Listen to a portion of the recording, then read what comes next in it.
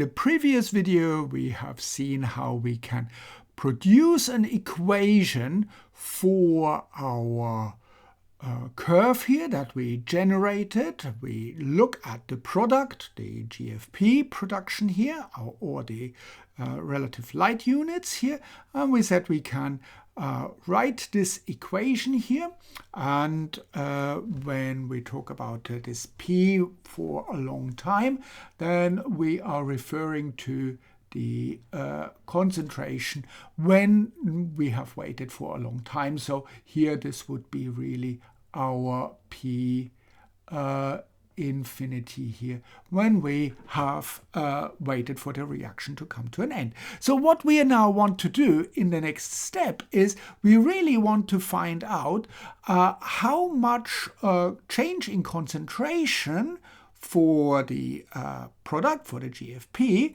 per time unit have we got. And we can assume that right at the beginning our reaction will be highest because then we still have all the substance there. So what we are actually looking at is the gradient for this curve here right at the beginning of this reaction. It's a little bit difficult, but what we are looking is at the gradient of this reaction, and I write that down, the gradient for this curve,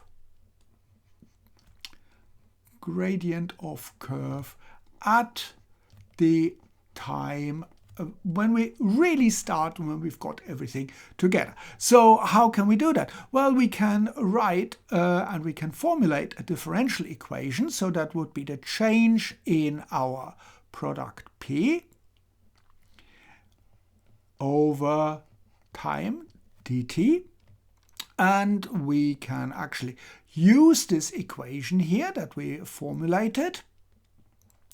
So that would be P infinity minus, again, P infinity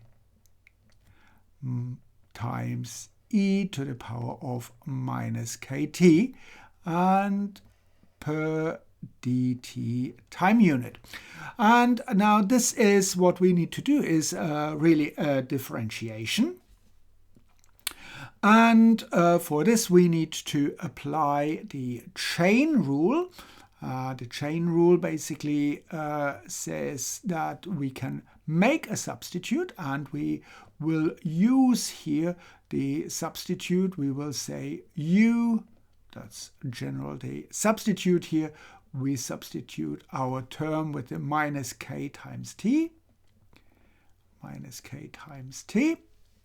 And then we have for our rate, we've got the infinite p minus p infinite, again, times u, and we divide it by du, and that's quite simple. That is basically here that is a constant, and we don't need to worry about a constant.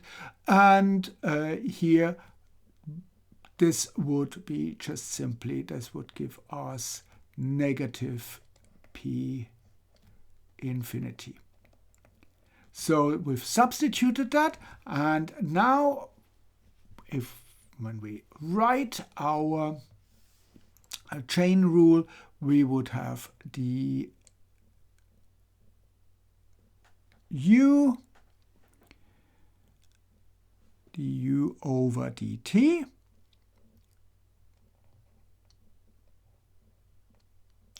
over dt, and it seems not to so what we want is dp over dt. So for the chain rule to work, we can write this in a slightly different format. And